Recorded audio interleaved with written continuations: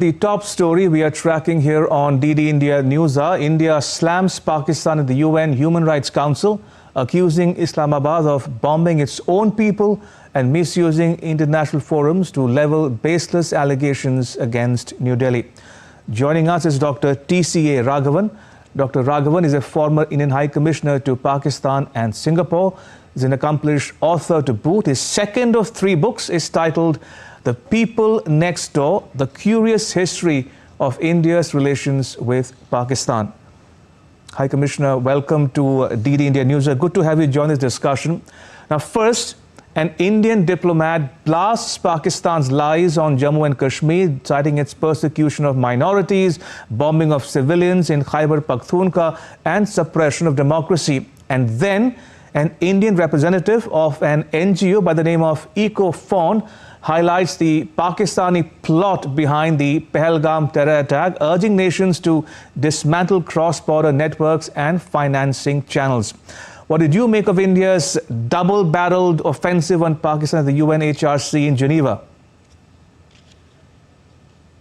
Well, to some extent, this is a familiar pattern which repeats itself in different international fora. Pakistan levies various allegations. Usually they are entirely without foundation and are essentially plugging a propagandistic line.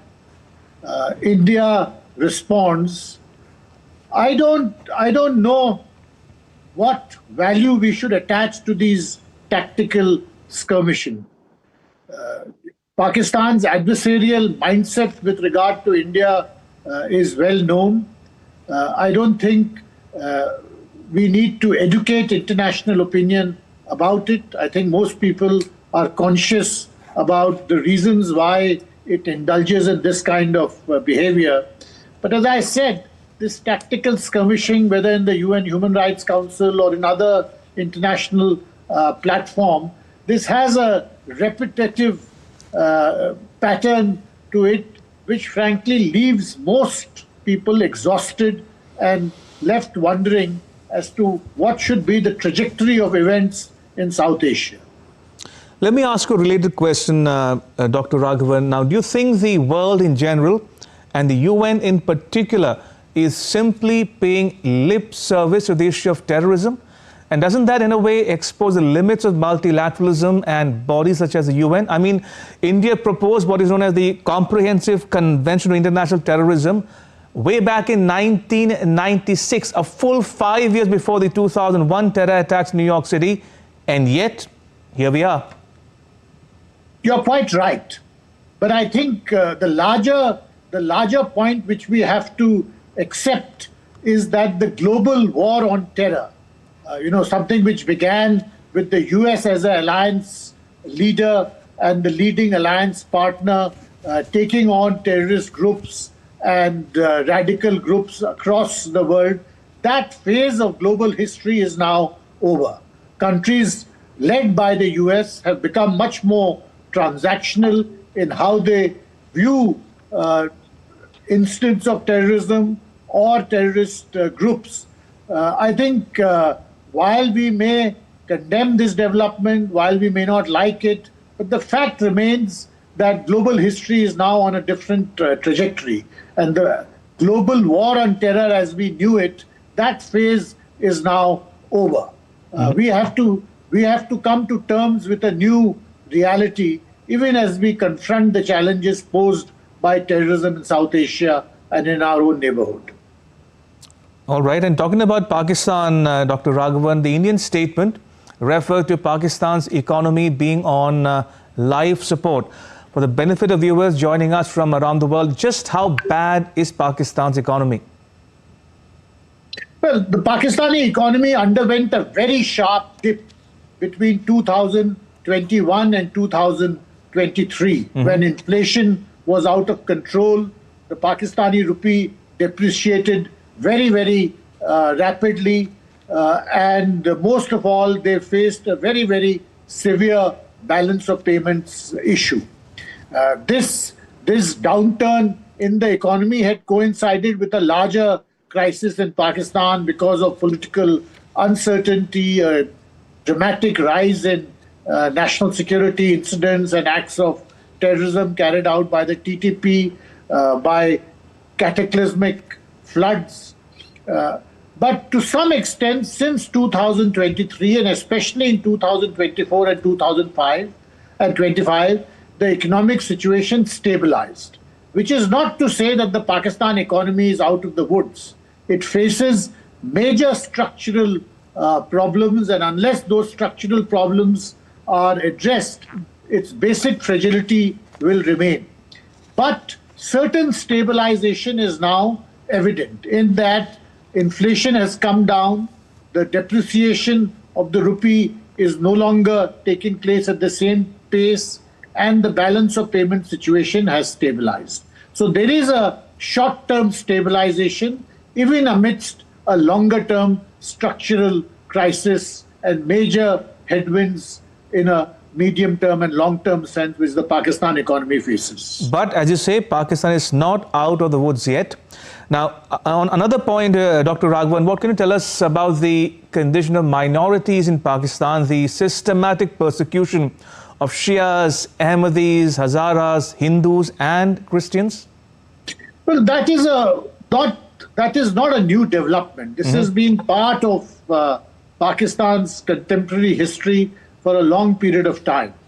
The minorities you refer to, especially the Ahmadiyas and especially many Hindus and Sikhs in far-flung areas of Pakistan, face a very adverse environment. There's no doubt about that.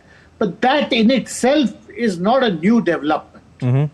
Many of this discrimination and antagonism and huge pressure which these minorities face is also related to the general erosion of governance standards in Pakistan, and this has been a consistent trend for the past 2 or 3 decades. It's also related to a general intolerance and the rise of extremist groups whose tolerance levels for minorities, of non-Muslim minorities, but also of sects within Islam, their tolerance level is very low. And as these radical groups have got empowered, the situation of these minorities has deteriorated further. But these are part of the longer-term trends which bedevil the entire governance structure in Pakistan. Right. Now, international human rights organizations are calling for an investigation into these allegations, urging protection of civilians and accountability for any violations. Do you think such a probe is warranted? And which agency, body or organization would be best suited for this purpose? You see, in my experience, issues such as protection of minorities or other human rights issues in any country should best be handled by national institutions. This has been a long-term and consistent position which India has taken with regard to many countries across the world, that external pressures in these kind of situations, while they may appear optically very attractive, in fact do not lead to any substantive improvement in the condition of minorities or in the overall human rights situation in any country. I think that would apply to Pakistan also. We have to try to see as to what kind of domestic changes in Pakistan will improve this environment and the situation for minorities, also with regard to overall governance standards, so that the human rights situation improves. And finally, Dr. Raghavan, how do you see the role of the Pakistani army in all of this? Is it as culpable or perhaps more culpable than the political elites in Pakistan? I think in Pakistan there is a particular structure in which both, to a very great extent, the Pakistan military, but also the political elite are both complicit in that structure. The fact is that the Pakistan military, after facing severe public criticism between 2021 and 2023, over the past few months, they have consolidated their domestic position considerably. And to a very great extent, they are now, their position is much stronger than perhaps it has ever been in the past decade. I think that is a new factor which has emerged in Pakistan, and the resilience which the military as an institution has demonstrated is something which we have to analyze and think about very carefully. Dr. Raghavan, pleasure as always to talk to you. Thank you for your time. Much appreciated.